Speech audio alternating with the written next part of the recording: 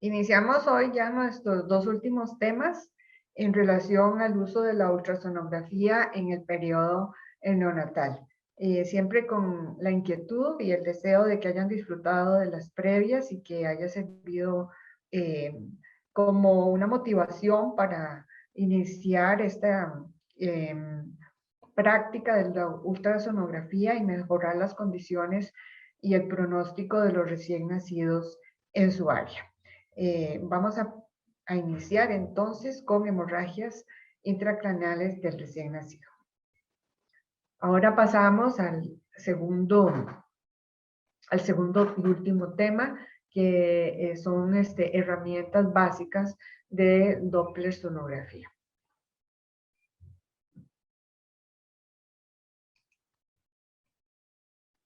Bueno, empezamos con que Doppler es un apellido igual que el Apgar, ¿verdad? De un físico matemático que fue el que descubrió el efecto que luego se llamó efecto Doppler. Es una técnica de la ecografía por medio de la cual se puede calcular el flujo sanguíneo de un vaso por medio del rebote de la onda sonora del transductor en los glóbulos rojos circulantes, que hacen que pinta una segunda ola sonora que la computadora lo puede traducir en una imagen de un flujo sanguíneo a través de un vaso. Permite una información de la anatomía vascular, es un método no invasivo, se hace en tiempo real y lo que nos permite es identificar patrones de flujo y variaciones con relación a los eventos clínicos que el niño ha presentado. Hay varias formas de Doppler. Nosotros vamos los de utilidad en el neonato, es el Doppler color y el Doppler poder, que es el Doppler espectral. Entonces, por medio de una computadora en el Doppler color, las ondas sonoras se transforman en colores y que indican la velocidad y la dirección de la sangre en tiempo real. Estos colores se implantan sobre un ultrasonido corriente en 2D. Las escalas de colores, entonces el rojo significa que el flujo se acerca al transductor y el azul que el flujo sanguíneo más bien se aleja del transductor. Esos son los dos colores clásicos que se utilizan y de ahí de la gama del rojo al azul pueden haber colores anaranjados, etcétera, que lo que indican es la distancia de estar con relación del flujo sanguíneo hacia el transductor más o menos lejos. Este es un ejemplo de Doppler cerebral. En el corte sagital generalmente es el que se utiliza. Este es para isonizar la arteria cerebral anterior. Entonces aquí con la flecha gorda tenemos la arteria cerebral anterior, la rama que se llama pericallosa y luego seguimos con la arteria calloso marginal. Usualmente entonces está en la ventana de exploración y si lo queremos ya ver en el análisis espectral, pondríamos la marca a nivel de donde tenemos mayor flujo. Para el Doppler color, sí necesitamos que la insonación de la arteria sea en un ángulo aproximadamente de 20 grados. Bueno, este es un ejemplo de la utilidad del Doppler en el ultrasonido. Aquí, en el primer ultrasonido, encontramos en el corte coronal una masa anecoica. Este es un recién nacido de término que también probablemente tuviera una insuficiencia cardíaca y un soplo y un tril a nivel de la fontanela. Se trata de una aneurisma de la vena de Galeno. Si nosotros miramos el corte sagital, observamos que esa masa anecoica, que probablemente podamos observar la pulsación, podría confundirse con un quiste del velum interpositum, porque es justamente en la cisterna supracelular debajo del esplenium, donde se está localizando esa masa. Pero si nosotros aplicamos el Doppler color, observamos cómo hay diferentes flujos a nivel de esa masa, porque es un ovillo, con diferentes fluctuaciones en el flujo sanguíneo, valga la redundancia, y lo que caracteriza el aneurisma de la vena de Galeno. Con eso podemos afirmar que es un aneurisma de la vena de Galeno. Atrás vendrá la resonancia, la angioresonancia y la venografía para ya la intervención por los neurocirujanos y ver si se puede hacer algún tratamiento o no. Usualmente, pues estos pacientes más bien llegan a fallecer.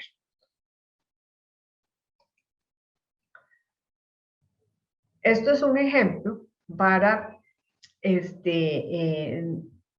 mostrarles cómo, con el caso anterior, cómo es de utilidad aquí el Doppler color.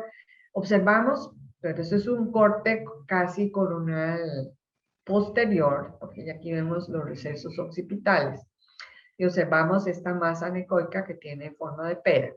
Pues la experiencia nos dice que eso es un quiste del velum interpositum. Si lo observamos en el corte sagital, la localización que es usual es en la cisterna, comprimiendo la cisterna cuadrigémina y justo debajo del esplenium del cuerpo calloso. No queda duda que es un quiste del velum interpositum, pero si usted tiene todavía duda, puede hacer un Doppler color para observar que esta cavidad prácticamente no tiene ninguna irrigación. Esto es un flujo muy lejano, pobre, de color azul, que es completamente diferente a la imagen que les mostré en color de lo que corresponde a un aneurisma de la vena de Galeno. Entonces aquí no hacemos nada más, entonces justo a la cama del paciente podemos asegurar sin ninguna duda de que se trata de un quiste del velum interpositum. Cuando hacemos el Doppler poder, lo que tenemos es un espectro en los cuales que tiene las siguientes características. Es muy difícil medir el flujo sanguíneo de un vaso cerebral que es de muy bajo calibre en el periodo neonatal. Para eso tenemos que conocer el diámetro y la velocidad de la corriente. Entonces lo que se hace es una aproximación midiendo más bien la velocidad de las curvas, de la curva sistólica y la curva al final de la diástole. Es igual como hacen los cardiólogos. Entonces aquí tenemos los parámetros que usamos, la velocidad del pico sistólico, que es desde la línea base hasta el pico de la sístole, y la velocidad de la diástole al final de la diástole, que va desde la línea base hasta donde termina la curva. Y si nosotros queremos saber cuál es la velocidad media, pues tendríamos que medir toda el área abajo de la curva, que es esta, que sería la velocidad media. Hay dos índices que normalmente se sacan. Uno es el índice de resistencia y el índice de pulsatividad. En muchos lugares el índice en el periodo neonatal únicamente, el índice de resistencia y el índice de pulsatividad se consideran como sinónimos. En general lo que más se utiliza en el neonato es el índice de resistencia y corresponde a la ecuación de Porcelot, que es la velocidad pico sistólica menos la velocidad al final de la diástole dividida entre la velocidad pico.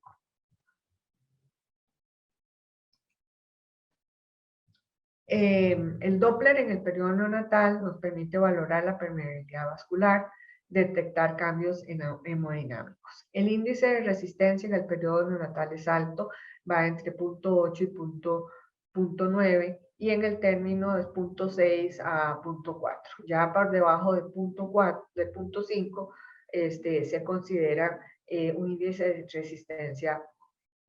resistencia bajo y con ciertas implicaciones clínicas. Veamos a ver. Vamos a trabajar con el índice de resistencia.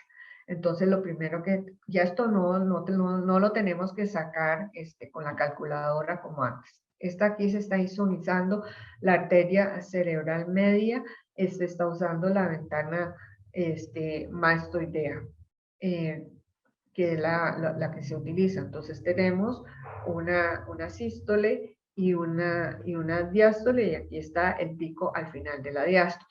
Entonces, ya lo hace por defecto, gracias a Dios,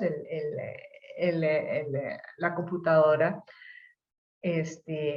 del ultrasonido. Entonces, aquí mide el pico de la sístole, y que es y luego, ya acabamos a ver, medimos el pico al final de la diástole, que es esta otra, centímetros por segundo, el otro también es centímetros por segundo, y luego dividimos entre otro, nuevamente el pico de la sístole, para darnos el índice de resistencia, que en este caso es de 0,81, que para un pretérmino estaría dentro de lo normal.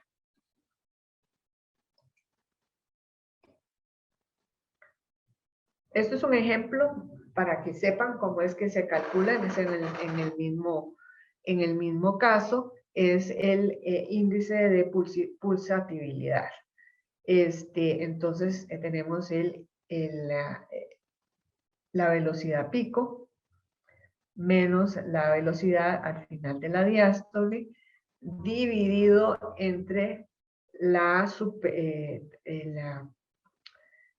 velocidad media, que es toda el área bajo la curva sístole-diástole. Entonces, esta es lo que representa todas estas flechas.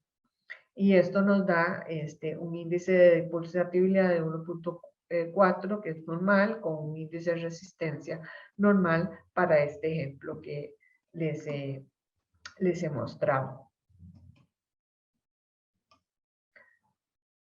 Hay algunas indicaciones importantes del Doppler, como por ejemplo en la encefalopatía anosoisquémica.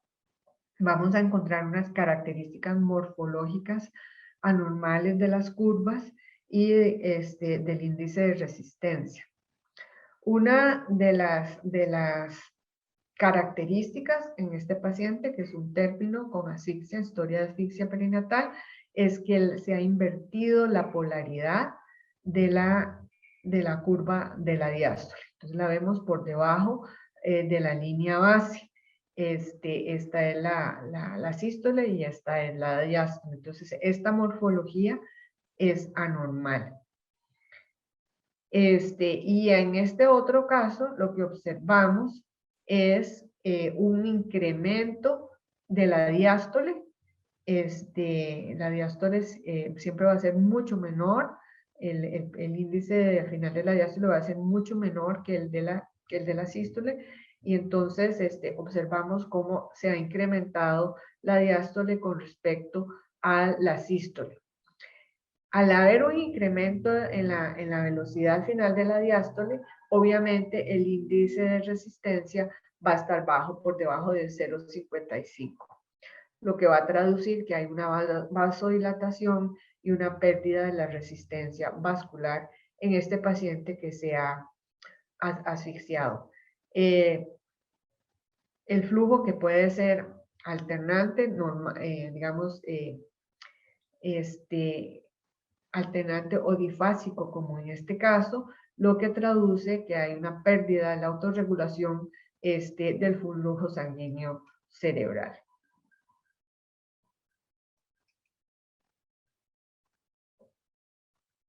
Este es otro caso de un paciente con un índice de resistencia bajo.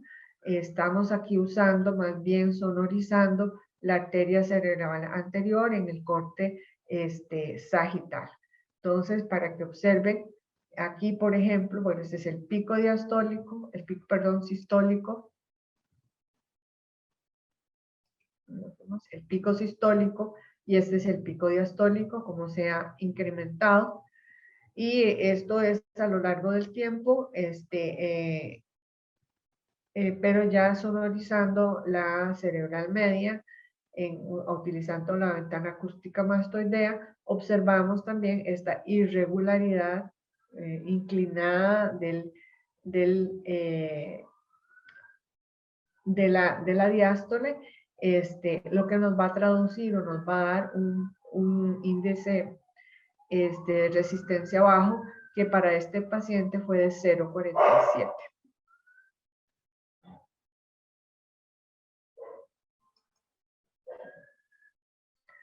Ahora, los flujos altos no siempre son por patología cerebral. Este es un ejemplo. En los flujos altos tiene que haber una pérdida del flujo diastólico. Y esto puede darse por cosas externas al cerebro, como puede ser la persistencia de un ductus arterioso. Es para mostrarles, por ejemplo, esta disociación o inversión del flujo sistólico, que sí es patológico, y esta otra, prácticamente hay un alargamiento, pero una disminución bastante cuantitativa de lo que corresponde al flujo diastólico.